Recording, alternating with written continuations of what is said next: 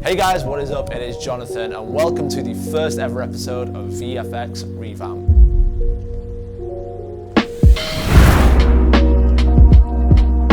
Now this is the show where we let our audience decide what famous visual effects you'd like to tackle, and the first visual effect you guys decided on was the 1994 film The Mask. Now this film has a very special place in my heart. It's probably one of the oldest films I remember watching as a child, and moving into adulthood it's always stuck with me. But one scene in particular always just stood out to me, and that was the transformation scene. That's correct, Wendy. We all wear masks, metaphorically speaking. The first time we ever see Stanley Ipkiss put on that mask is terrifying. It's like this random horror scene bookmarked between an otherwise comedic movie. Now, I'm not saying I didn't like it.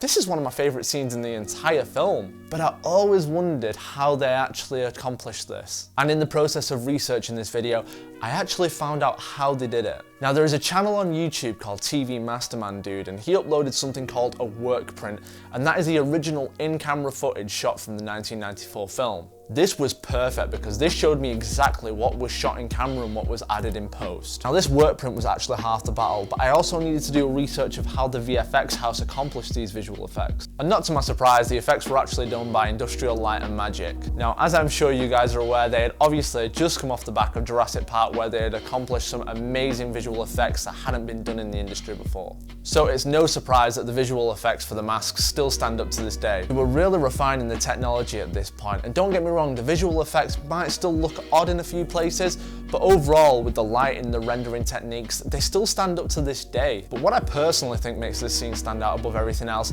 is the animation. As soon as the mask hits Jim Carrey's face, it always had a very fluid-like movement, and the way you see that thing wrap round his head is always terrifying. Just imagine being trapped in that thing.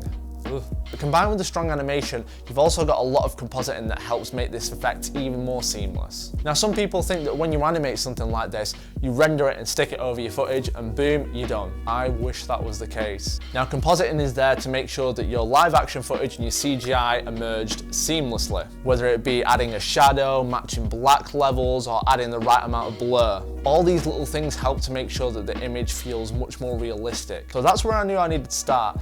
I need to make sure that I could actually render an image of the mask and it looks somewhat real.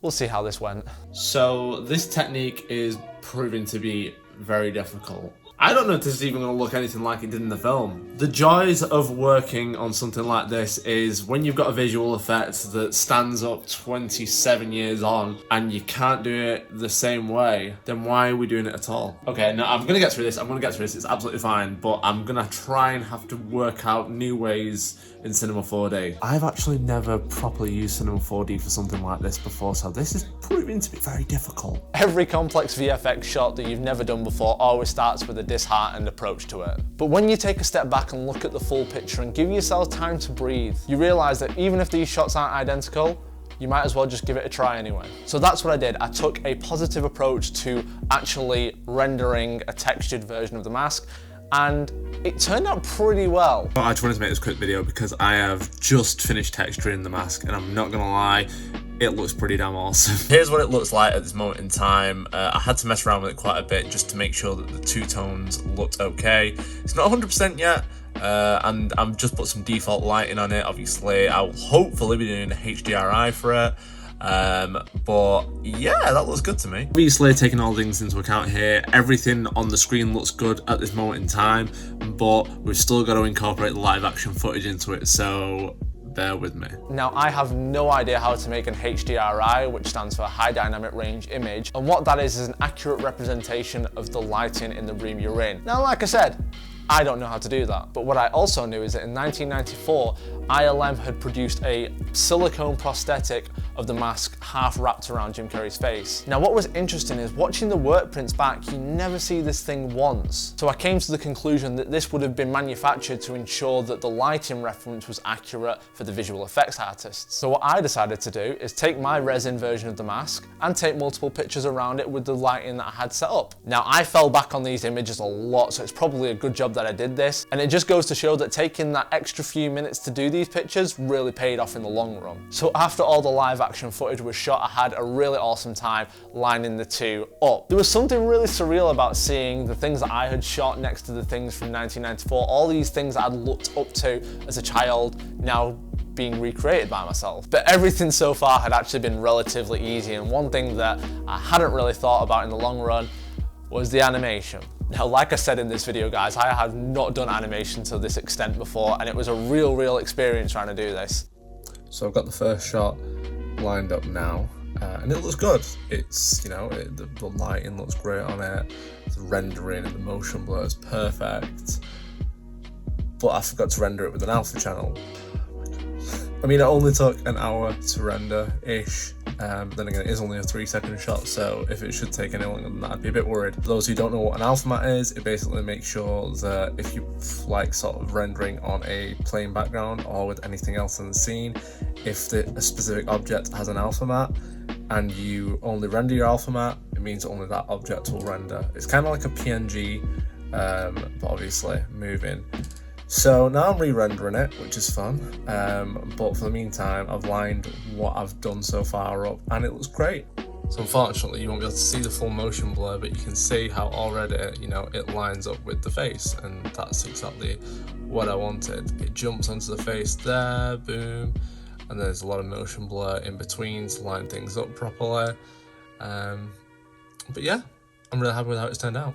Whoa. Sorry, I just have to interrupt here.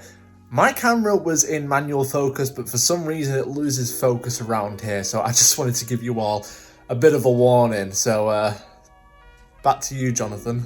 So at this point, I was obviously beyond the deadline I originally anticipated. You know, unfortunately, life things come up that you have to deal with first. This isn't my full-time job. The biggest takeaway from the whole thing was the fact that I actually finished this video. This video is proving to be a lot more of a hassle than I originally anticipated. So originally this video was supposed to be out on Saturday, but I've had some unforeseen issues that have come up, which is absolutely fine, it's dealt with. But now I need to focus on finishing this video. So far at this moment in time we have 1 shot complete, VFX wise. We've got 3 more to go, which is gonna be fun.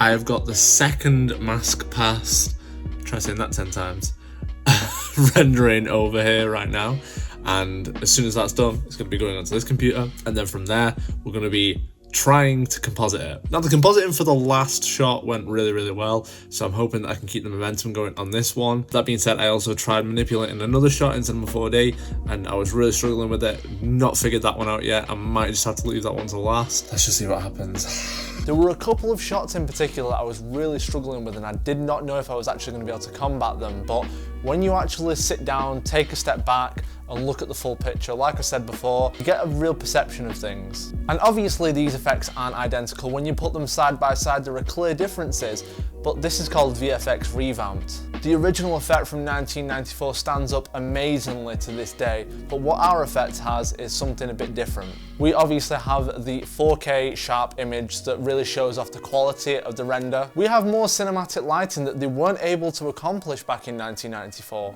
And we have a few other bonus things like ambient occlusion, motion blur, things that really help this effect feel more seamless and blend in with our original footage. What matters is that we captured the essence of the film. And that's what this show's about. We're not here to try and one-up anyone, we're here to try and add our own spin on these amazing effects in their own right. And that's the message that this series is hopefully going to bring to you guys. Now, I hope you guys have enjoyed the very first episode of VFX Revamped. If you want to be a part of these polls and you want to have a say in what effects we do, then head on over to our Instagram. We hold new polls every single week. And the poll that we held this week was actually for our next episode. And you guys decided that the effect you want to see is Venom. Oh guys, we've got so many awesome ideas when it comes to this effect, and I cannot wait to show you on the next episode of VFX Revamped. Until next time guys, if you've got any questions or anything that you want to suggest, please feel free to fire it down below. We are always responding to every single message that we can. It would also mean a lot to the team if you could like this video, subscribe and turn on that notification bell so you never miss a single one of our videos. Until next time guys, let us know what you think of this effect, and remember as always that collaboration is key.